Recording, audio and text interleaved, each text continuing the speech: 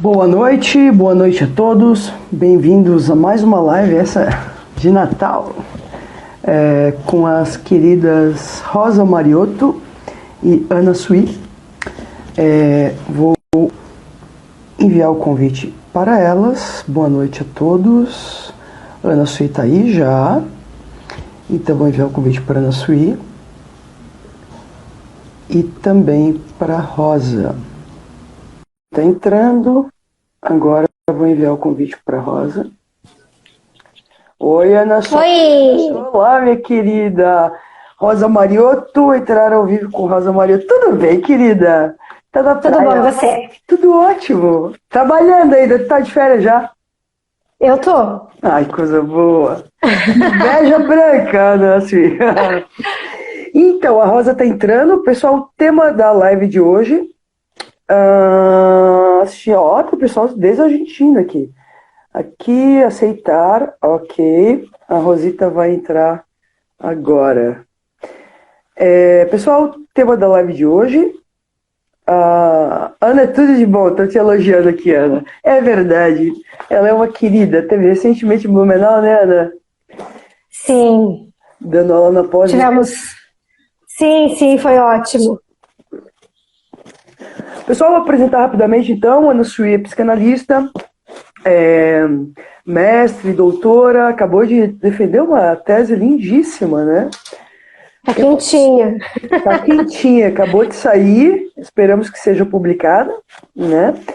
E a Rosa, também, a Ana Sui compõe o corpo docente da pós em Psicopatologia Infância e Adolescência do Hospital Santa Catarina de Blumenau.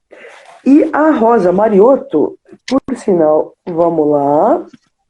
Deixa eu aceitar o convite da Rosa. Por que a Rosa não está conseguindo entrar? Deixa eu ver se eu consigo enviar o convite para a Rosa novamente. Aí, agora vai funcionar. Oi! Olá! Olá, Rosita! Tá, agora Tudo bem? Rosita! Que bom estar com vocês duas aqui! A live Que de hoje ótimo! promete, né? Que bom, coisa boa. Então, eu estava apresentando a Sui, a Rosa Mariotto também, amiga de longa data, de 1900 e bolinha, né, Rosita? Desde a época que a gente pesquisava bebês e creche, lembra? Nossa, faz bastante tempo isso. Rosa também é psicanalista, membro fundador da APC de Curitiba, foi professora durante muitos anos da PUC, autora de vários livros, vó do Tito e também professora dos cursos de pós em psicanálise, da Clínica Cultura e Psicopatologia Infância e Adolescência do Hospital Santa Catarina de Blumenau. Pessoal, o título da live de hoje é Como Amam as Crianças. Acho que é uma temática sugerida pela Rosa e que eu achei muito importante, né? Então, para começar a discussão, eu queria começar contigo, Rosa. E aí a gente vai fazendo um bate-bola. É preciso marcar, eu queria só retomar rapidamente a história desde os clássicos do Felipe Herrier, História Social da Criança e da Família, e de Elizabeth Badinter, O Mito do Amor Materno, né? Que as crianças sempre existiram, mas a infância nem sempre existiu. Quer dizer, o que é infância se não, né, um determinado olhar, um determinado discurso que escreve acerca dessa criança? Preciso lembrar que a partir do Felipe Herrier, quer dizer, as crianças eram vistas como adultos em miniatura. Vou um pouquinho mais para trás, lembrando da frase célebre, vinde a mim as criancinhas, introduzida pelo cristianismo, que vai também marcar um novo olhar de importância sobre a criança. Fato hoje, que a partir da modernidade, as crianças passam a ser vistas como potência do vir a ser adulto, portanto, como um certo espelho do adulto, na esperança de que as crianças possam vir a dar conta dos sonhos desses adultos, né? Ou seja, tem aí um certo ideal projetado sobre a criança, que o Sérgio Leclerc, no livro Mata-se uma Criança, vai dizer, é preciso matar esse ideal para justamente levar em conta essa criança da realidade, escutar essa criança da realidade.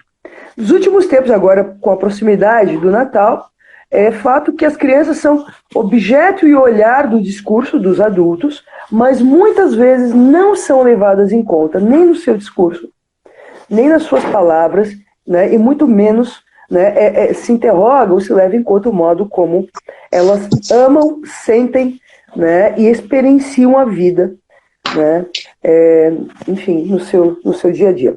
Contigo a palavra, Rosita. Bem, boa noite, é um prazer estar aqui, dia 22 de dezembro, com a Ana e com a Michele.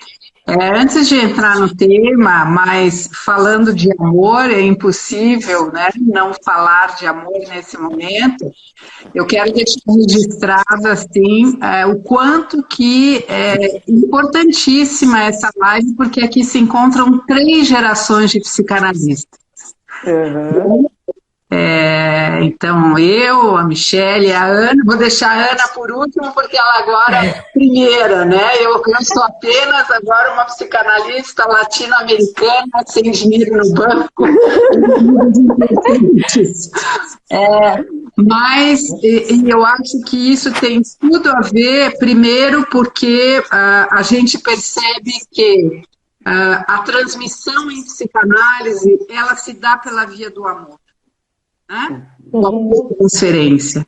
E se hoje eu posso compartilhar com vocês, são 2 gerações que me precedem, é porque de algum modo essa transmissão, esse amor pode ter transmitido e hoje vocês fazem isso também, né? Então acho que isso é importante, eu queria dar esse destaque aí, né? O quanto que, para mim, assim, até eu fico emocionada, eu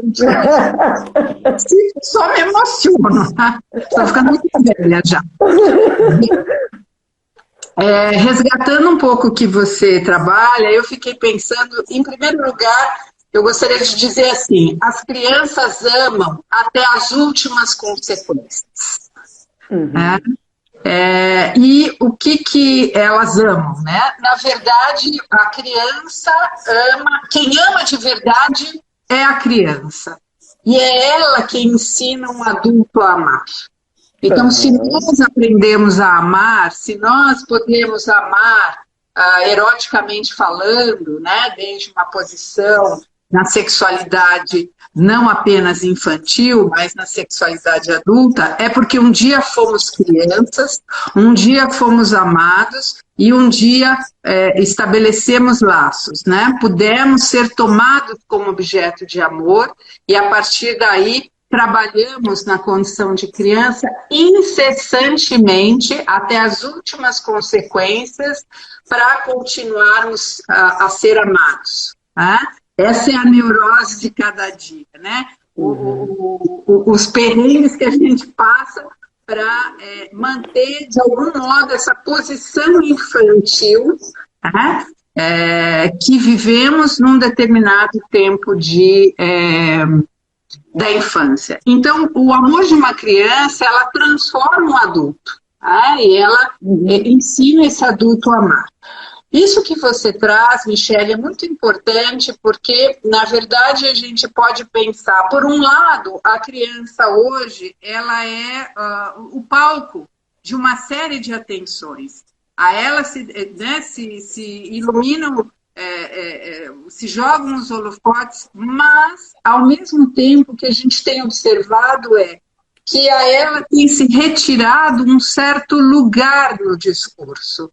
Não há mais espaço para a infância em nossos tempos, né? Eu diria que não há mais espaço para o real nos nossos tempos. E aí a criança é um desses nomes, assim como a morte, né? Trabalha esse tema aí no último livro. Não há mais lugar para isso. Isso é da ordem do insuportável, né? Então, muito se diz sobre amar uma criança, mas pouco se pensa, se elabora, se conversa sobre desde que posição essa criança, enquanto sujeito, é capaz de amar. E o que ela ama? Acho que não só a pergunta como amam as crianças, mas o que ela ama. E a gente pode muito rapidamente dizer, a criança, primeiro que a criança toma todo adulto como venerável, e ela vai tomar adulto na condição de venerável, aquele que para ela se apresenta revelando uma verdade sobre ela. Então, esse outro, que aí se impõe como um grande, né? O grande outro, que se coloca e que detém esse saber. E por isso que ela vai até as últimas consequências, no sentido de tentar encontrar nesse outro a grande resposta que a organiza. Rosita, queria fazer uma provocação. Retomando desde o banquete de Platão, né, que é justamente a temática trabalhada pelo Lacan para discutir a transferência. Num dos discursos, a gente vai ter o mito do amor, em que vai partir de que no início éramos um, e que a gente passa a vida inteira em busca da nossa outra metade. Vocês lembram disso, né? Sim. Ou seja, dentro dessa lógica, como se o amor de dois tentasse fazer um, né? Agora, me parece que dentro disso que você está colocando, eu vou relembrar o texto freudiano clássico, Além do Princípio do Prazer, em que Freud vai magistralmente introduzir o fordar como sendo uma operação fundamental da criança de passar, né, da posição de objeto que fica à mercê, né, do arbítrio e dos cuidados do outro, aonde ela ali assume uma posição de sujeito desejante na cena. Queria discutir um pouco sobre isso, Rosa, porque veja, quais são as condições necessárias para que uma criança ame. Uhum. Porque veja, se essa criança está aprisionada ainda na fantasmática do outro, né, e não separada, relembrando aqui o seminário 11 e o seminário 4 também, do Lacan, acho que vale a pena a gente interrogar um pouquinho quais são as condições necessárias para que essa criança possa, separada do outro, aí sim, e quais as condições colocadas para que ela possa amar. Porque, ou seja, me parece que entrar no campo do amor também é da ordem de uma operação psíquica. Com certeza. Me ocorre a própria expressão do Freud, que eu não vou saber falar direitinho em alemão, né? Mas Liebesbedienung, que é as condições do amor.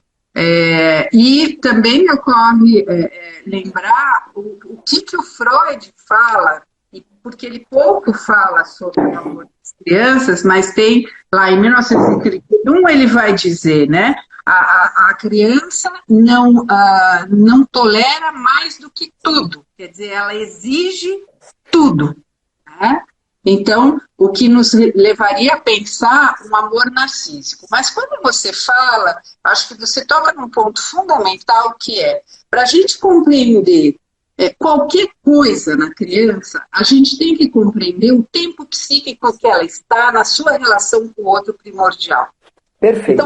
Então, Lacan foi magistral nesse sentido ao pensar que minimamente existiriam 3 tempos psíquicos em que nós podemos localizar a criança, né? Desde uma posição de objeto, assujeitada ao outro, e toda essa transformação que ele vai chamar lá do Édipo. Mas eu posso até pensar, Michele, numa ideia, né, de que, dentro da perspectiva mais freudiana, que existem esses tempos do amor ligados aos tempos da constituição da sexualidade infantil. O que é um amor mais oralizado? O que é um amor anal, né? Então, um amor oralizado, esse devorar o objeto, ser devorado pelo outro, né? Esse amor anal, que aí é o amor que já é atravessado pelo dom, né? Quer dizer, a criança não se oferece mais, ela oferece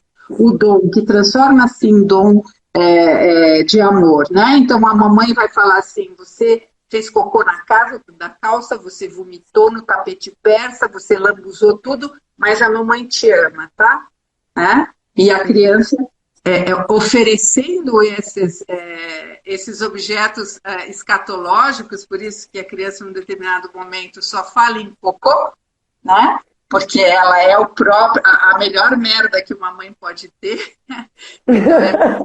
E você vai podendo pensar o amor fálico, por exemplo, né? O amor na sua potência, essa criança que agora investe em si mesma e não mais apenas naquilo que ela pode dar enquanto produto de si mesma, mas investe a sua potência naquilo que ela no sentido mais fálico, mas nesse período mais edípico, né? Tua filha tá dizendo que o Tito Então, está nessa fase agora. Está aqui minha filha dizendo, Tito está nessa fase. Ele se fala cocô e a avó dele adora esse tema. Na minha sala de atendimento tem um monte de cocô.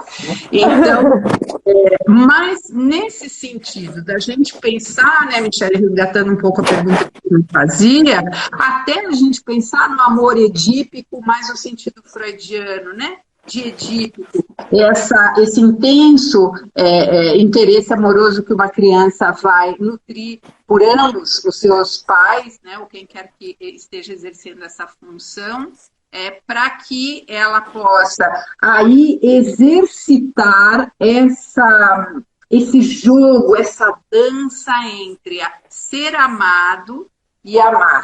Eu só posso ocupar uma posição mais ativa, e eu quero escutar muito a Ana, né, porque ela é doutora no assunto, se de algum modo me colocaram aí, né, me jogaram, né, com alegria, força e desejo, nessa posição de objeto de amor.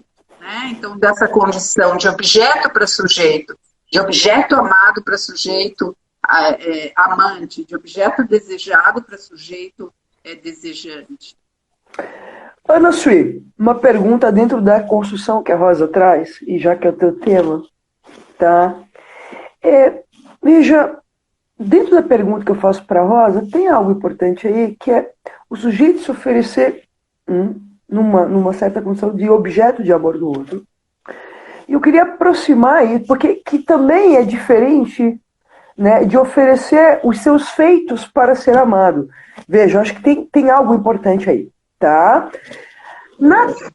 Retomando a temática do feminino e da maternidade, que são pontos, né, que tu trabalha e, né, ou circunda aí na tua tese.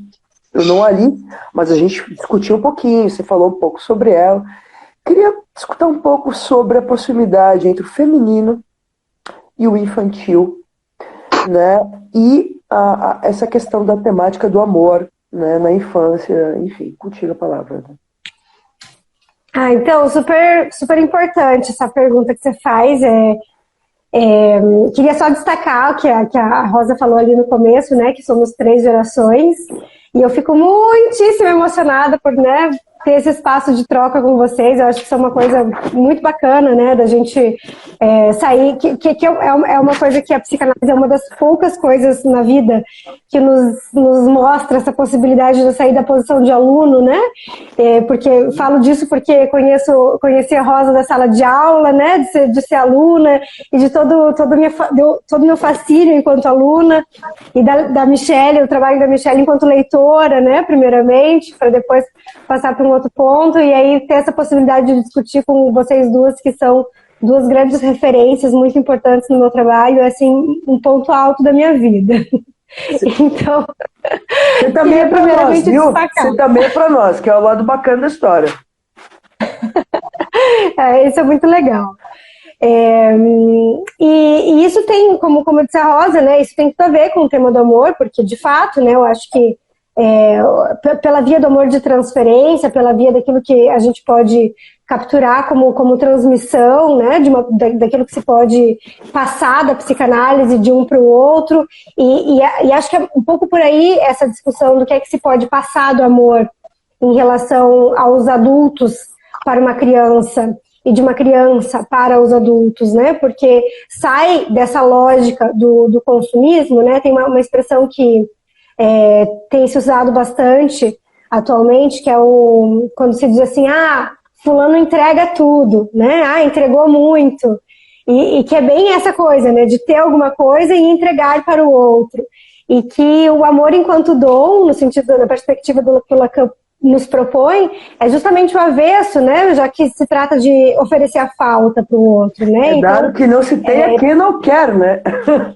Exatamente, né? Então, colocar-se como a grande merda, né? Da mãe, como aquilo que falta ao outro, né? É justamente isso que acho que se captura no sentido no sentido do feminino mesmo, dentro do campo da via amorosa, uma vez que quando a criança se oferece como objeto para a mãe, estou falando aqui para a mãe, né, mas sabemos que isso é uma função, né?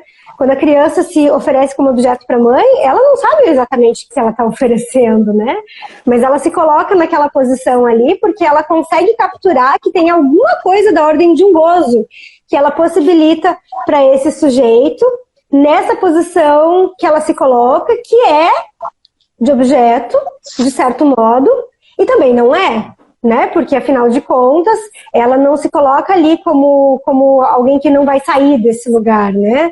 A minha filha, que tem agora 3 anos e meio, ela está justamente nessa fase fofa do narcisismo primário, que é essa fase fofa, né? Que é quando a criança se oferece como objeto para o outro, né? Então a mãe fala, eu não gostei disso, eu fiquei triste. Zupt, vira uma chave e fala, não, mamãe, mas então, né? E aí ela vai tentar negociar e etc e tal. E delícia, maravilha, fofinha. Mas, se tudo der certo, em algum momento isso não vai mais rolar. Né? E eu vou dizer, mamãe ficou triste, e ela vai dizer... Fazer o que, mamãe?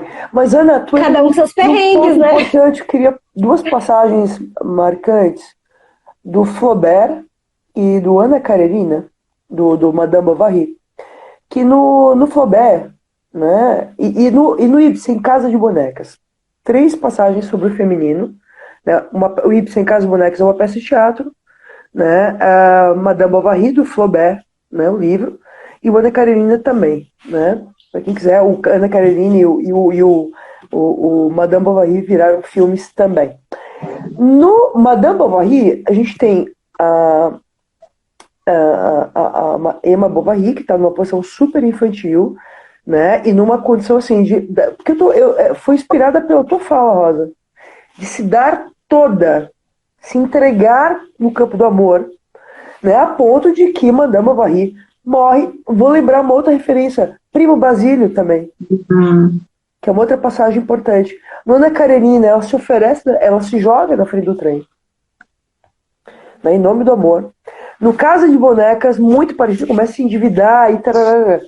Quer dizer, que essa entrega toda, quer dizer, e eu tô lembrando da minha clínica agora, de adolescentes que, por exemplo, eram super coladas com a mãe, e diante de uma discussão com a mãe, vêm as ideações suicidas.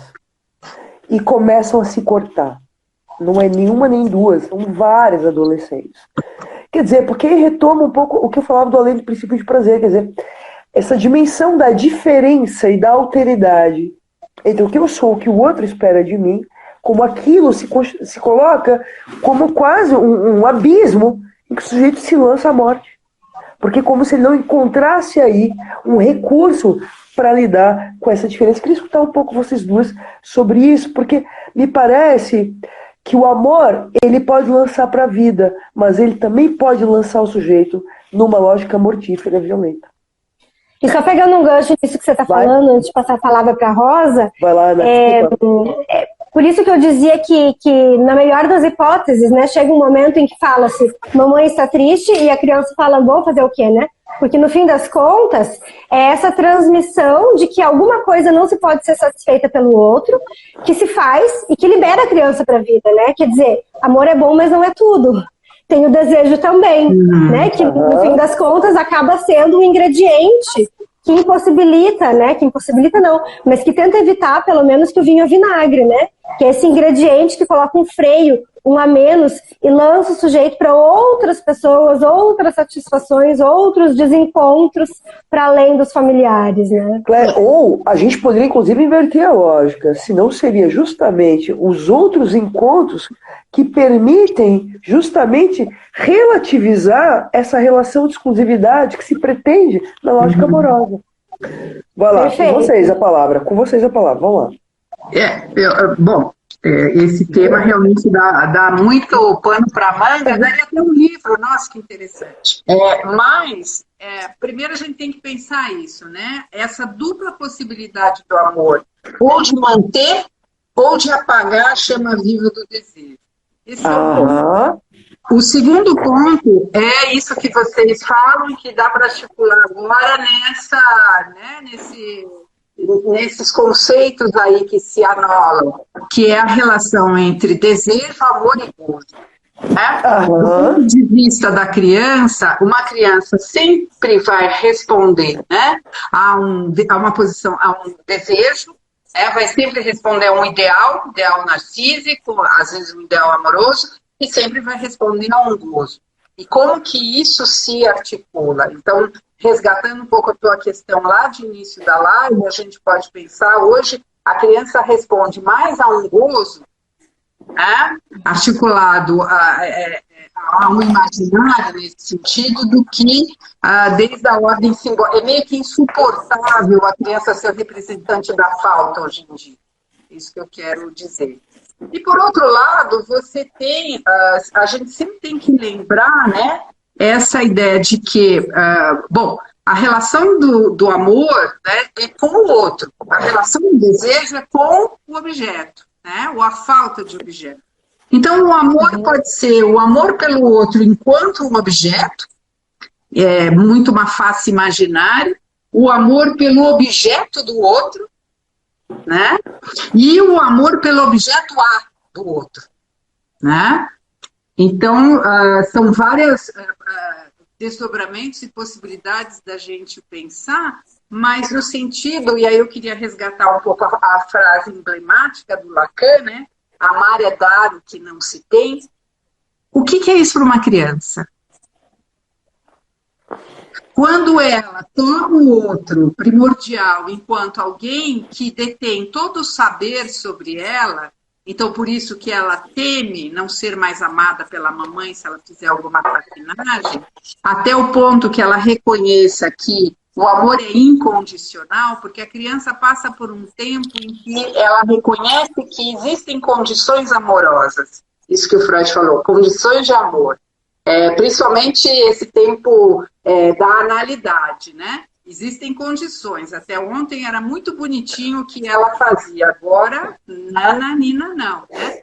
Até o momento em que ela reconhece que esse amor, de algum modo, é incondicional. Então, eu posso virar as costas se a mamãe diz que não gosta. Porque, de algum modo, eu tenho uma espécie de garantia de que esse amor permanece a despeito de minhas falhas e da falta que aí se aloca. Então, aí é o amor no sentido da causa, né? Aquilo que põe em causa o desejo, né? É o sujeito que se coloca em movimento. É porque eu te amo que eu viro as costas para você.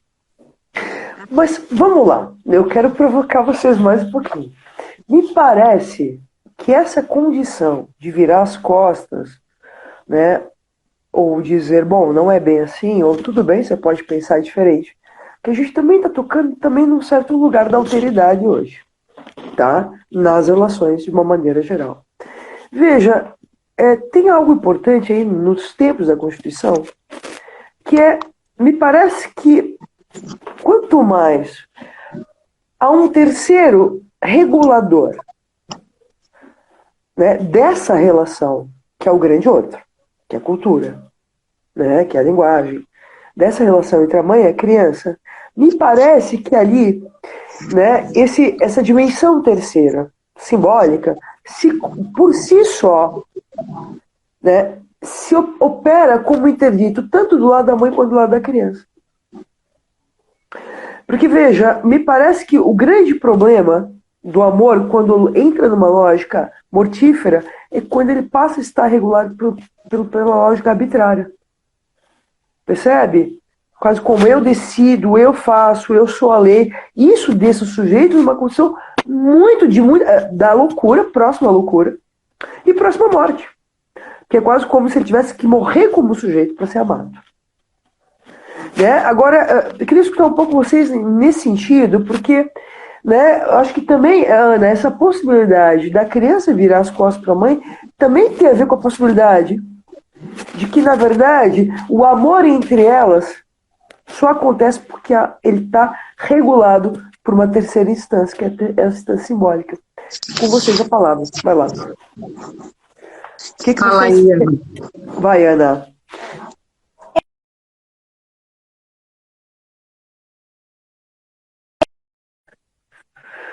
Caiu a tua ou caiu da Rosa? Opa, voltou. Não. Rosita? Tô aqui, tô vendo, Tá. tá ok? Voltou. Vai, Ana. Eu dizia que é isso que a gente chama de pai, né? Que é esse intervalo entre a mãe e o bebê, que é justamente a brecha para a entrada de algumas outras pessoas, que às vezes, inclusive, é o próprio pai, às vezes não, né?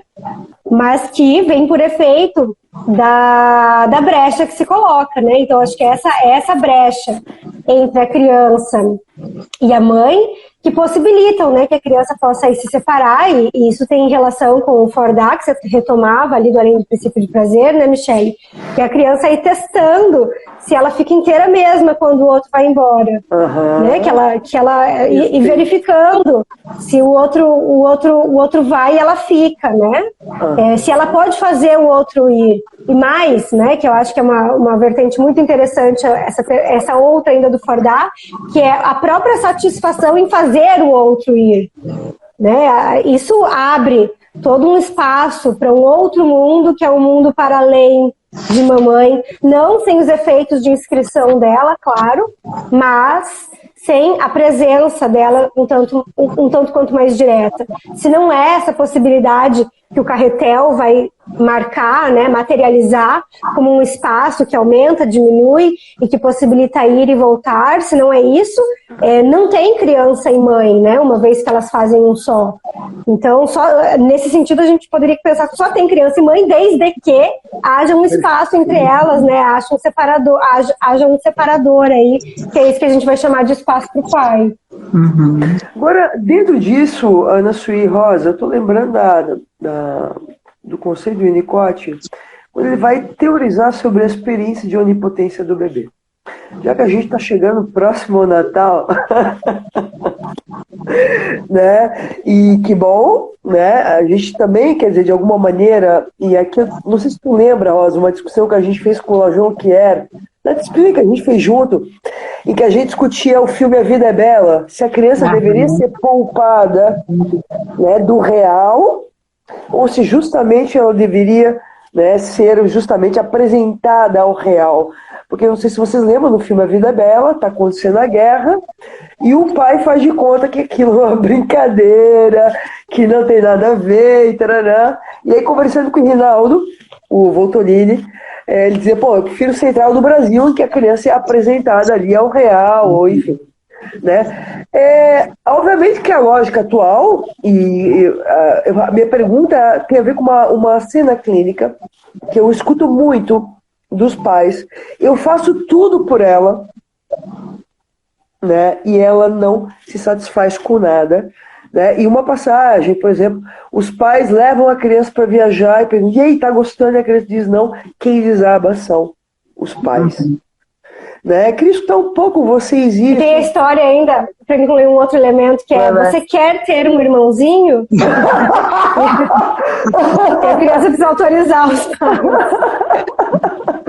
Sim, e mais, eu acho que. E aí eu queria então finalizar a pergunta com o artigo da Kupfer da Leda, A Criança como Mestre do Gozo, que me parece que é um artigo importante para a gente pensar um pouco a posição da criança, né, da parentalidade dos dias atuais, porque eu já queria anunciar que o que a gente tem aí, né, Ana, é também uma parentalidade, né, pais que não querem errar, por isso de alguma maneira renunciam, mas também uma parentalidade muito culpada. Muito culpada. Enfim, queria escutar um pouco vocês em relação a isso e como é que vocês percebem essa lógica agora do Natal. Né? Porque o Natal, sabe aquela lógica do Édipo? Quando você crescer, você poderá? O Natal é o representante maior nisso. Não, no Natal você vai ganhar. Percebe? É a realização das promessas. Enfim, com vocês. Bom, primeiro me lembra um comentário de uma criança, né, sobre o que seria o amor, o que é amor. Ela tem 7 anos, ela disse assim, amar é saber dizer não. Ah, que lindo! Isso é para tatuar no bracinho de todos os pais. Amar é no coração. Não, né? Então, aí a gente tem isso que a gente estava falando antes, a possibilidade de você articular a relação do amor com o desejo e do amor com o gozo. Então, vamos começar por esse último, que é o que está aí em voga, né? É essa relação, é essa ordem do excesso. Então, quando a gente fala de uma relação mãe e filho, sem a intervenção de um terceiro, né? Onde se retorna à esfera, né? Pegando aí, né, o banquete, se retorna à esfera, ou se não se estilhaça essa esfera, você tem o campo do gozo do outro. E você tem o desaparecimento ou nem mesmo o surgimento desse sujeito que possa vir a ser capaz de ocupar uma posição, quer seja de desejante, quer seja de amante, né? Ou seja, uma posição aí que permita a ele a se lançar, a virar as costas para os seus pais. Então você tem... Não, mas só uma coisa, eu acho que tudo aponta uma lógica importante, porque nessa lógica do gozo, a criança está na posição de tirano e os pais na posição de escravo. Exato, isso. Então ela é a criança que manda nos pais. Isso, é a tirana do gozo parental, né? Claro. Então é a tirana do mercado, tá? É a tirana de tudo, quer dizer, é a dona do capital, na verdade, o lugar em que se atribui a criança, não a criança em si, mas é o lugar que se atribui a ela, né? O poder, a potência que se dá a ela nesse sentido de poder realizar aquilo que, enquanto adulto, já não é mais possível. Então, a criança revela ainda essa promessa, essa esperança de um gozo total possível. Né? E nada melhor que o Natal para você preencher ou fechar todas as arestas que uma criança pode estar manifestando. Né? Então, vamos silenciar essa criança, de preferência dando presentes que de fato a silenciem. Né? Isso é uma outra questão. E essa articulação entre o amor e a castração, que seria o amor e o desejo. Né? Ou seja, é o que faz com que uma criança, porque vocês percebem como a gente escorrega muito facilmente para pensar, o amor parental, o amor materno, o amor isso, mas e do ponto de vista da criança? O que é amar, é dar o que não se tem do ponto de vista da criança? Do ponto de vista da criança, ela, se não é amada, ela vive em desamparo. Esse é o ponto. Ela permanece enquanto sua existência. Então, o amor, ele é uma condição de existência. Ela está pouco ligando se ela se manifesta na condição de objeto A, se ela não tem o que ela dá. Ela está em outra esfera. Eu estou pensando numa criança que entende que o amor... A minha filha mandou um áudiozinho, né? Perguntando para o meu neto, o que é amar? Olha o que ele respondeu. Amar é abraçar. Rosita, está cortando um pouco para mim. A tua internet tá cortando, sim, bastante. Vocês estão me escutando? Agora sim. Ana, tava cortando, então, tava? Isso. O que é amar? Pra mim não tá cortando. Amar é não, abraçar. Pra ti não? Então, outra pergunta que minha filha fez para o meu neto. Quem você ama? Eu amo minha mãe. E por quê? Porque sim. Vocês percebem a crueza, porque a gente pode pensar, a ingenuidade, a simplicidade da criança. Não. É a crueza dessa criança em reconhecer que sim, ela ama essa mãe porque ela não tem outra alternativa. Perfeito. A mãe a coloca nessa posição. Ela não tem escapatória. A criança está num beco sem saída. Percebem? Então, isso é importante pensar. Isso, assim, é muito interessante a gente pensar na clínica, porque os pais, às vezes, chegam até nós com esse discurso extremamente imaginarizado. E se ela não gostar de mim? Parem, pais. A criança, vocês podem ser a maior porcaria que vocês puderem ser. Parem com isso. A criança, infelizmente, ama vocês de paixão. Reconheçam isso e possam transmitir, de algum modo, o efeito disso na existência de uma criança. A criança apanha, ela é que nem cachorro, ela apanha e ela continua amando aquele que bate nela. Vocês percebem a dimensão de crueza, não é crueldade, é crueza, de real que aí se impõe para uma criança? Uhum. Você estava falando, a gente estava falando do quarto de Jack, né? Isso. E aí a Michelle estava fazendo um comentário, então, né, sobre o quarto de Jack, que eu peguei aqui para comentar um pouco em cima.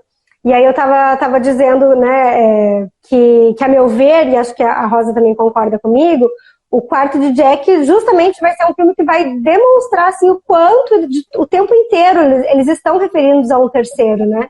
Tanto o terceiro ameaçador, que é aquela pessoa, né, aquele homem que entra, sabe lá quando, sabe lá o que é que faz, o que acontece, que deixa todo mundo muito angustiado. Vocês estão me escutando? Tem alguém? A Verônica me disse que eu estou sem áudio aqui. Acho que agora voltou, Ana. Tá. Então, o tempo todo, né, eles estão se referindo a esse terceiro que decide qual vai ser o ritmo do dia e como vai ser o andamento das coisas. E, para além disso, existe um segundo terceiro, ou talvez um quarto, que eu acho que acaba sendo ocupado pela claraboia. Porque também ela está o tempo inteiro apontando para o filho que tem um mundo e que existem outras coisas e etc e tal, né? E ela vai fazer uma aposta, já dando um pequeno spoiler do filme, justamente no quanto essa ideia da claraboia foi internalizada por ele, né? E isso transmitiu uma noção de mundo quando ela vai, né, dar as direções ali para o menino poder sair, fazer alguma coisa, né? E ele vai, assim, com uma perspicácia incrível, assim, né? Então, acho que tem isso que eu queria comentar, que eu acho que o filme não me parece que se refere a uma dualidade da mãe e do filho. E um segundo ponto, que é uma questão que a Michelle estava falando, das famílias com mais recursos ou menos recursos. E eu sempre me pergunto, né, que tipo de recursos são esses, né? Porque, às vezes, a gente vê o quanto famílias com recursos financeiros muito exuberantes, por vezes, são as que mais violentam crianças, muitas vezes, né? O que mais desamparam, muitas vezes, não necessariamente se trata de uma violência deliberada, mas muitas vezes de um desamparo, entupindo de objetos que são possíveis de serem comprados, né? E fazendo faltar a falta, enquanto que há muitas outras famílias que existem muito menos recursos financeiros, muito mais escassez, com muito mais dificuldades, que, no entanto, conseguem fazer da dificuldade justamente aquilo que vai ser o transmissor da falta, né? Colocar toda uma dignidade aí nesses objetos faltantes e que faz toda a diferença, né? Que transmite outras coisas para as crianças. Acho que Rosa travou. Ou fui eu que travei? Não, voltou. É isso. Aham. Bom, a gente estava aí trocando uma figurinha rápida, né? Eu concordo com você em relação ao quarto de Jack. Eu acho que seria um outro livro a fazer um contraponto, que talvez a gente pudesse pensar um laço mais psicótico, porque não se trata de uma criança, mas isso já estabelecido, que é o da Bran, que é o Uma, Duas. Tá? Então, da Eliane Bran, que fica aí também como uma outra dica de leitura, para a gente realmente reconhecer os efeitos nefastos de um laço psicotizante. Talvez o quarto de Jack, o que poderia nos ensejar a pensar é a posição psicotizante da mãe.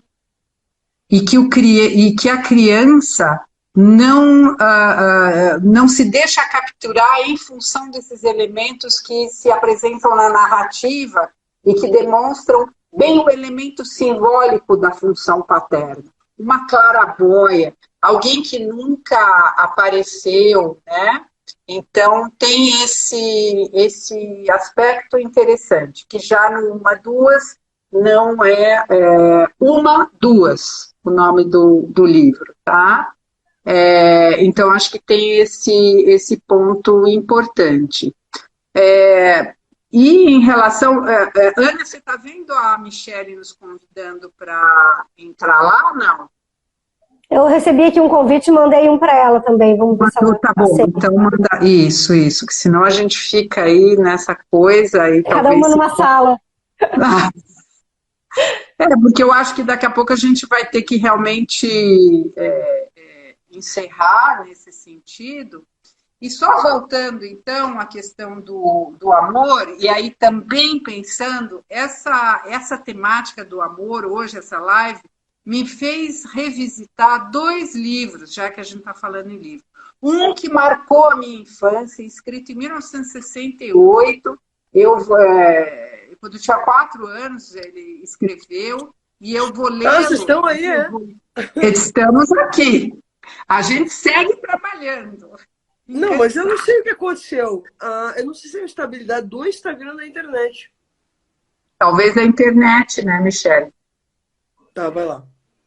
Tá, eu estava falando que me fez revisitar, então, um livro do José Mauro de Vasconcelos, que é Meu Pé de Laranja Lima. Talvez o pessoal das novas gerações não conheçam. Esse livro, eu até fiz um post há um tempo atrás, que é um livro que realmente revela a crueza da relação amorosa e da dor na infância.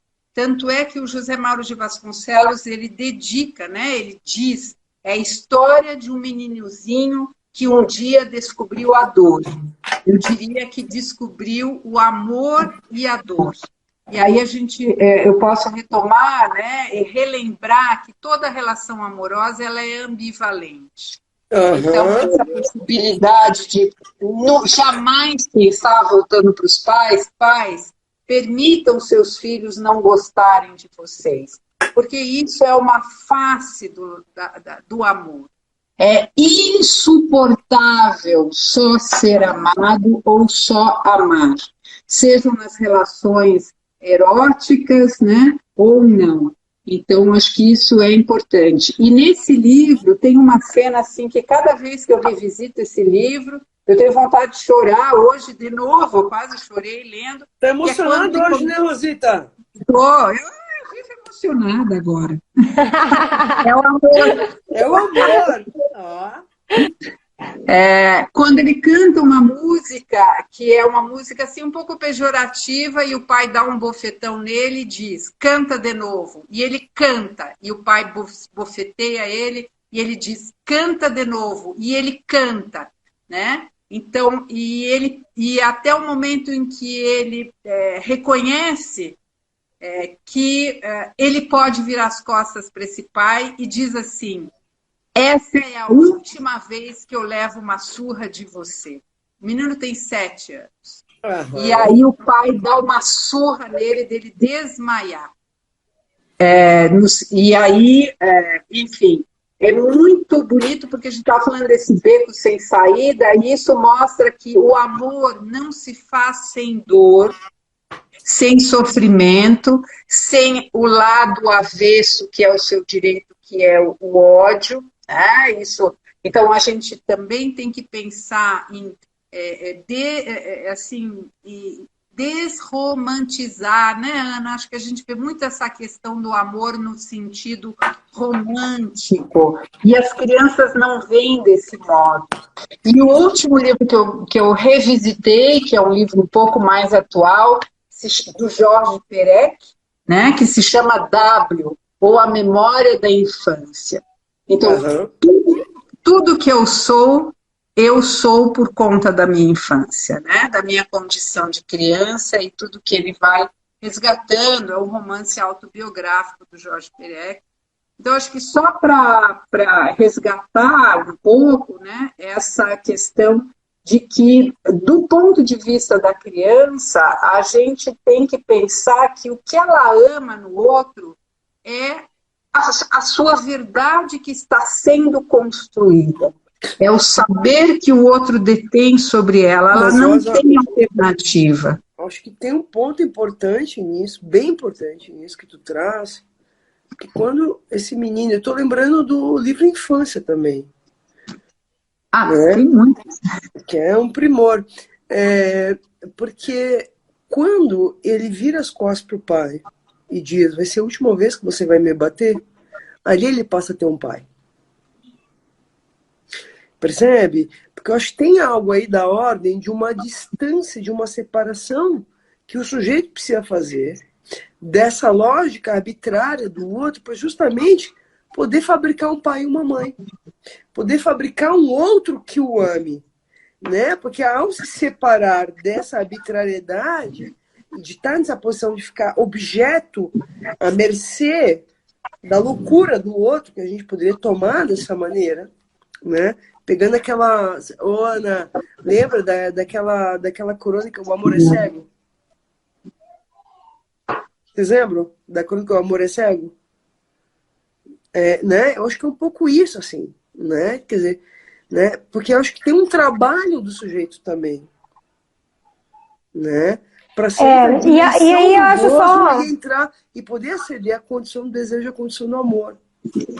Sim, e é muito delicado, né? Eu acho que colocar desse tema, porque acho que é importante a gente tratar do tema para que as pessoas que escutem entendam que não se trata de responsabilizar a criança, né? Por ter pais ali que se coloquem de algum modo, né? Porque não é disso que se trata, né? Mas é justamente do que fazer. Eu tava falando do trabalho do adulto, no a posteriori. Exatamente. Visita em análise. A sua infância, muitas vezes é esse... Estou até fazendo um post sobre isso, das perebas transgeracionais. É como se ele desse uma peneirada e revistasse a sua própria história, tentando se perguntar, né? Né? O que foi amor na minha história? O que foi violência na minha história? O que foi abuso na minha história? Exatamente. O que Só foi depois na minha história? Pode falar, né? Sim, só depois, né? Porque se trata aí de fazer aquilo o que é possível de ser feito com aquilo que já foi feito, né? Assim, não dá para voltar ali, né? E reivindicar alguma outra coisa. Sim, mas quando a Rosa lembra da menina que diz amar é dizer não, né? A gente também entra num ponto que uma criança não está passiva na cena. Né? Porque, veja, quando ela brinca, ela também assassina os seus pais, ela também manda eles a merda, ela também diz não. E ali, de alguma maneira, ela ensaia no brincar uma possibilidade de separação que muitas vezes, na realidade, é da ordem do impossível para ela. Né? Quer dizer, como se ali ela estivesse, de alguma maneira, se preparando, né, para entrar no jogo numa outra posição. Queria escutar um pouco sobre isso, Rosita. E sabe que enquanto eu estava escutando vocês, eu fiquei pensando um outro aspecto do ponto de vista da criança. Via de regra, a criança sabe provocar o amor no outro. Via de regra, ela sabe fazer isso sem sabê-lo. Então, né, ela é um serial lover.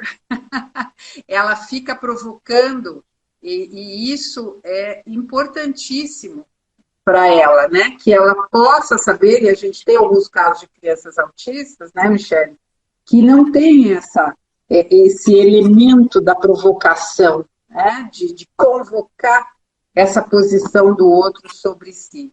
Então, ela sabe provocar.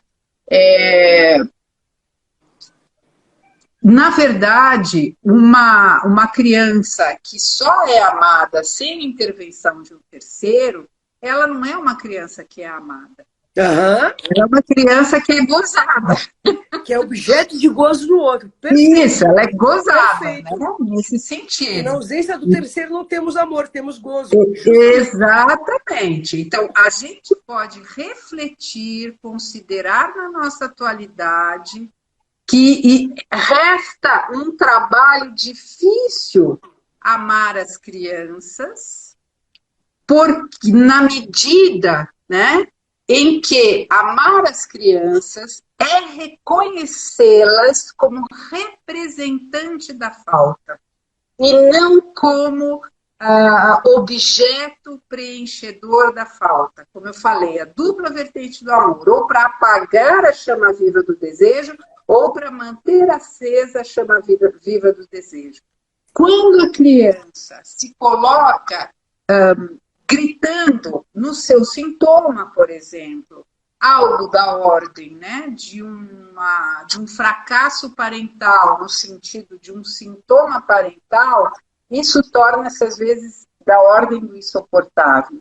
E uma forma de fazer calar a criança é tomá-la quase que exclusivamente como objeto de gozo, preenchendo qualquer aresta, qualquer furo que essa peneirinha possa aí apresentar. Então, é muito difícil amar uma criança, mas para uma criança é muito fácil amar o seu adulto cuidador. Claro. Agora, Sam, eu queria retomar um pouquinho, o pessoal estava perguntando qual livro que eu estava citando, é o livro Infância, do Graciliano Ramos. Me parece um livro magistral, porque o livro deixa muito claro, primeiro, né, a ambivalência dele com os pais, né, e o quanto ele encontra um respiro para o exercício da sua infância fora da família. Olha que interessante. No Infância, do Graciliano Ramos, não sei se vocês lembram, o pai dele tinha uma mercearia. Aprender a ler e escrever na escola, com as mulheres. Chegavam os viajantes da mercearia e ele perguntava, pegava um panfleto e perguntava: o que está escrito aqui? E olha que interessante, eles mudam de cidade, ele vai visitar uma praça, tem um casarão, e ele avista, tem uma biblioteca, ele avista uma biblioteca pela janela, vai até o dono da casa e diz assim, o senhor me empresta um livro para ler? E o senhor responde: todos, desde um de cada vez. Rosa e Ana, ele lê a biblioteca inteira do cara. Esse é o livro autobiográfico do Graciliano Ramos. Ou seja, eu estou falando isso porque tem algo importante aí, como se a gente pensa o amor como sendo algo familiar. Mas quando, na verdade, estou pensando aqui, aquele livro, que tem uma frase célebre, que o livro fala sobre todos os caminhos levam a casa. O amor, ele só pode, de fato, acontecer fora de casa. Que é o Lavoura Arcaica. Qual amor? Dizer, o amor, de fato, só pode acontecer fora de casa. Porque, veja, Rosa, e retomando a fala da Ana Suíça, uma provocação para as duas. Uma provocação para as duas. De fato, se não há um terceiro que conduza ao fora, não existe amor dentro. O que existe é gozo. Mas aí eu acho aceitando provocações. É o fora que fundo dentro, é o dentro que fundo fora. Eles se dependem, né? Então, isso, né? Não tem um sem outro. Uhum. É moebiano. Perfeito. Uhum. Claro, tanto que Freud vai falar que é a presença e a ausência que funda o psiquismo. Uhum. Isso. Você falando da presença e ausência, né? Se a gente pensar todas as balizas que sustentam o exercício da função materna, uma delas é a alternância presença e ausência. E o amor, me parece, que se dá justamente no intervalo entre, né? Então, só presença e só ausência não fundam um sujeito, assim como não fundam a sua posição, quer seja de amante, quer seja de desejante. Então, claro. É essa ideia que eu acho que é um pouco romântica, não sei se a Ana concorda, né, da gente pensar o amor muito nesse sentido imaginário, e o amor assim mais de Eros, né? Quando do ponto Não, de mas vista da Rosa, o criança, amor isso não imaginário é o existe. amor como completude. O quê? Quem como completude? Não, o amor imaginário, ele tem esse viés da Ah, completude. sim, que é Que o não amor. comporta ambivalência, que não comporta o ódio, percebe? Tá, Amor mas aí todo, a gente pleno. não estaria no campo das paixões? Não entendi o que tu pensou. Nós não estaríamos no campo das paixões? Fala aí, Ana. Que é essencialmente narcísico daí, né? Na paixão, sim, se trata dessa labareda narcísica da ordem da completude.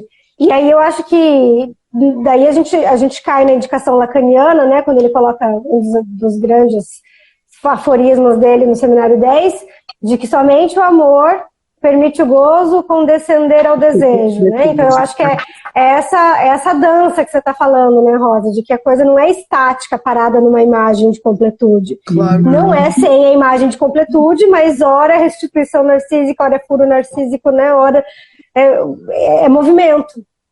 Claro.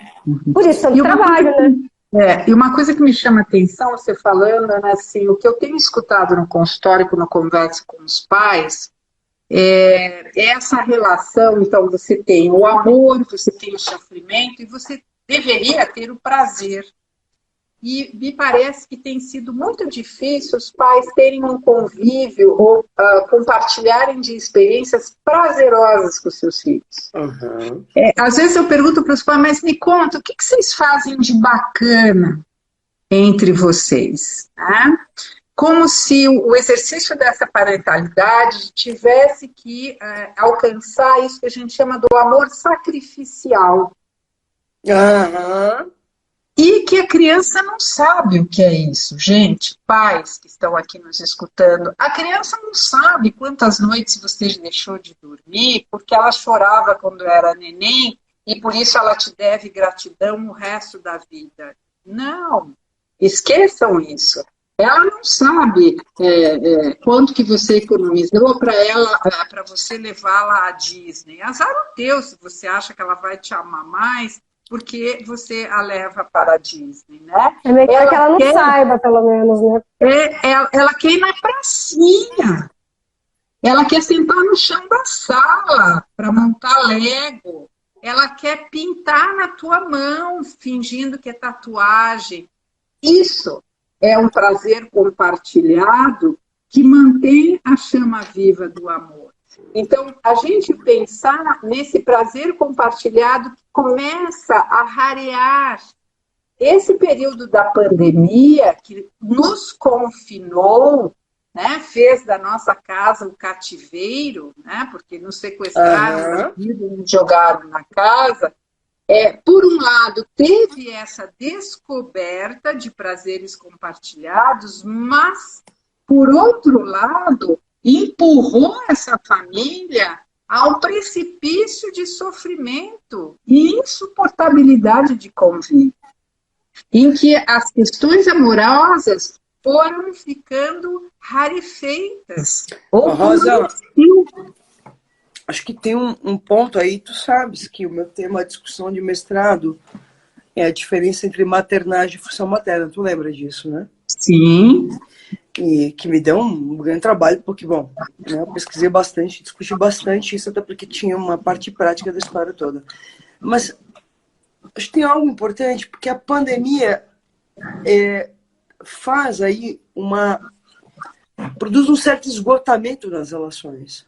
Como se, porque veja, as famílias ficam sem a diarista, ficam sem a babá, muitas vezes trabalhando em casa, full time, as crianças ficam sem escola, como se o terceiro sumiu do dia para a noite.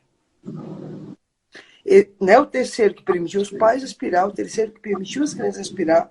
É como se produziu uma cena de uma família muito intoxicada, dentro, com poucos, sem poder ir na pracinha, sem poder ir no shopping, sem poder sair. Quer dizer, as famílias tiveram que reinventar a vida. Todos nós tivemos. Não sei, né, o que vocês pensam a respeito disso, mas do que eu tenho escutado, todos nós tivemos que reinventar a vida. Agora, eu acho que, para além disso, Rosa, o teu apontamento clínico ele é lindo, importantíssimo, porque me parece que essa dimensão sacrificial de ter que dar tudo para os filhos e não poder errar é o que lança os pais numa certa dimensão de sacrifício. Porque ali é como se sacrificando eles se sentem verdadeiramente cumprindo a sua função de pais, quando na verdade, né, ali eles estão justamente como, muitas vezes, escravos dos filhos. Eu queria escutar um pouco vocês sobre isso, porque me parece que a pandemia tornou isso mais evidente de alguma maneira, mas me parece que essa questão ela é anterior à própria pandemia. A pandemia tornou visível, mas me parece que essa questão já operava antes. Vocês, Fala, Ana. vai, Ana. Ana tá na praia, né? Tava Eu tô. da tarde. Eu acho que tem isso tudo que você destacou, junto com uma série de questões, né? Porque que a pandemia trouxe para cada família, muito de cada um, né? Enfim, casais que, enfim, se separaram, casais que se fizeram, trabalhos que se perderam, né? Uma série de dificuldades aí que são bastante particulares, né? Dentro do que cada família passou. E aí, como consequência, acabou servindo muito de terceiro nesse sentido, essa tela, né? E que, claro, não faz a função de um terceiro exatamente, né? Um terceiro é muito capenga, mas que precisou ser um recurso a ser usado por um momento e que precisa necessariamente perder o seu lugar, né? Para que outras coisas aconteçam. E acho que a Rosa tá falando disso, né? Que o quanto é simples, na verdade, poder fazer essas coisas, né? De oferecer alguma coisa para a criança, de dar-se para a criança, de estar ali de corpo com a criança, né? E poder se desconectar de alguma outra atividade para poder estar ali com a criança, né? Poder dizer não para alguma outra coisa, para poder estar ali com a criança. Então, é tão simples, mas é tão simples porque, assim, é só isso, né? Mas justamente porque é tão simples é que é tão complexo, né? Porque a neurose, ela dá uma trabalheira pra gente, né? E faz muitas coisas que não são importantes parecerem ser grandes prioridades. E as crianças têm essa possibilidade de nos lembrar, né? O quanto as coisas são cruas, para usar o significante da Rosa. O quanto a coisa é muito mais crua do que a gente supõe, e é disso que se trata, né? Eu fiquei pensando quando a Rosa estava falando da fala da menina, né? Que explica o que é o amor, né? Amar a dizer não. O quanto a gente, juntando ela num bem bolado com o Lacan do Seminário 8, dá para dizer que, além de amar é dar o que não se tem, talvez a gente possa dizer amar é dar o não que se tem. Isso. Claro. Lindo, lindo. Queria propor... E esse é o ponto. Vai. Qual é o não que se tem dado? Qual Sim. é o não que os pais têm dado, né? Então, para tantas coisas, né? Para a criança, para as atividades, para as telas, para uma série de coisas. Para tudo, exatamente, né? Então, isso é um ponto interessante. É simples, mas não é fácil. Porque a relação do adulto com a criança toca esse adulto até suas vísceras, na medida em que relança esse adulto a sua posição, né? Ou seja, a todo o seu material. A gente leva um par de anos para recalcar tudo isso e a criança joga isso a céu aberto, né? Então, a criança é o real escancarado da existência, né? E isso realmente exige um trabalho para os pais ou para quem quer que de criança se ocupe, né? Aí eu só queria fazer um comentário, assim, que eu me lembrei quando vocês estavam falando das telas, que um dia uma criança entrou, a primeira vez que ela entra na minha sala, assim, né? E aí ela tinha uns 10 anos. Aí ela perguntou assim, qual que é a senha do Wi-Fi? Aí eu falei assim, a senha do Wi-Fi é vamos brincar. Aí ela ficou e ela tentou botar no coisa. Eu falei assim, mas não está entrando. Eu falei, pois é, porque essa senha vamos brincar não é do Wi-Fi, é da realidade. Nós vamos ter que brincar aqui, né? Então, eu acho que resgatar esse prazer compartilhado, essas relações amorosas, pela via do brincar. A criança aprende a amar brincando, ela aprende a viver brincando, ela vai amar os seus bonecos, né? Ela vai amar, identificada uma posição de pai, mãe, de adulto, os seus bonecos, seus bichinhos, suas Barbies, seja lá o que for, assim como ela vai odiá-los, né? Então, é resgatar essa possibilidade de criação criativa da criança criante e amorosa e amante através do brincar. Agora, Rosa, acho que de alguma maneira tu também traz algo importante aí. Eu estou lembrando uma passagem da minha própria história que foi fundamental assim, no que eu sou hoje, que é o quanto ir brincar na casa dos vizinhos me constituiu como sujeito. Porque eu lembro, e eu já contei isso várias vezes, mas com 9 anos, eu bati na porta da vizinha da frente, que a filha estudava na minha sala, e eles eram super intelectuais, estavam Chico, enfim, vários outros cantores MPB, que eu gosto muito, João Gilberto, porque eu era João Gilberto. E eu digo, eu entro lá com uma fita cassete, boto na porta, tio, Celito o nome dele, grava uma fita do João Gilberto para mim. Nós não tínhamos o cassete em casa, então se meu pai almoçava em casa, eu entrava no carro e meu pai ficava escutando João Gilberto.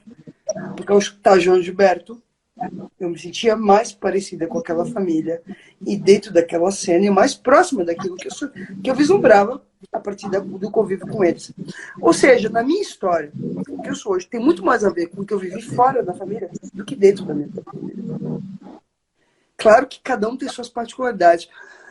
O que eu queria apontar nisso é que, de alguma maneira, a criança também, porque eu estou lembrando de uma outra passagem da minha história escolar, que eu volto da escola corrigindo a pronúncia de falas dos meus pais. Por exemplo, né, uma palavra X pronunciada de uma maneira tal, e eu começo a corrigir os meus pais. E isso vai combinar numa passagem lindíssima com a minha mãe. Com uns 17 para 18 anos eu vou embora de casa para sempre e nunca mais voltei. E aí, na minha casa, eu escrevo o hábito de ter xícaras, pires, para a mesa montada. Só que a minha casa de comerciante, não tinha isso. Era pão na mesa.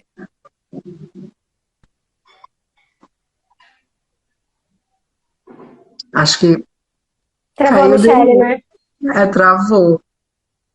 Eu acho que se ela não voltar, a gente tem que encerrar, né? Já deu. Que horas são? 15 para as 10. Então tá, né? Vamos. Dou-lhe uma, dou-lhe duas, senão a gente fica com. A gente termina com esse gostinho de quero mais, né? Querendo saber aí o andamento o do fragmento da Michele. Ó, ela já caiu. Mas se ela cai, as pessoas que ficaram aqui vão nos ver, né? Então, a aposta é essa. Vocês estão escutando, gente?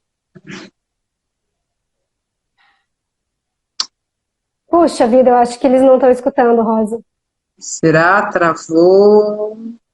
Alguém escuta, gente? Não, mas é que você que abriu. Ela caiu. Mas... ela caiu. Mas a gente está aqui, porque foi ela que... Escutam. Foi você que abriu. Beleza, tá certo. Então, tá bom. Então, acho que é isso, né? Vamos encerrando por aqui. Marcamos com a falta aí, com o desejo de saber, para a gente escutar o fragmento da Michele em outro momento. Obrigada pelo papo, Rosa, né? Agradeço a Michele que vai escutar aqui de novo depois, pelo convite. Muito, muito legal. É uma pena que a Michele não possa estar aqui, né? Ela que está comandando, mas para quem está aqui, acho que a gente agradece também. Teriam muitas perguntas, eu fiquei olhando ali que a gente poderia responder, mas não tem como a gente responder. E é um tema muito fértil. É um tema muito bacana e que talvez seja apenas o começo de uma nova relação amorosa. Quem sabe, né? É uma aposta. É uma aposta. Tá bom? Então acho que boa noite para todo mundo, né? Boa noite. Beijo, Rosa, beijo todo mundo. Até Tchau, logo tchau. mais. Boa noite para todos. Tchau, tchau.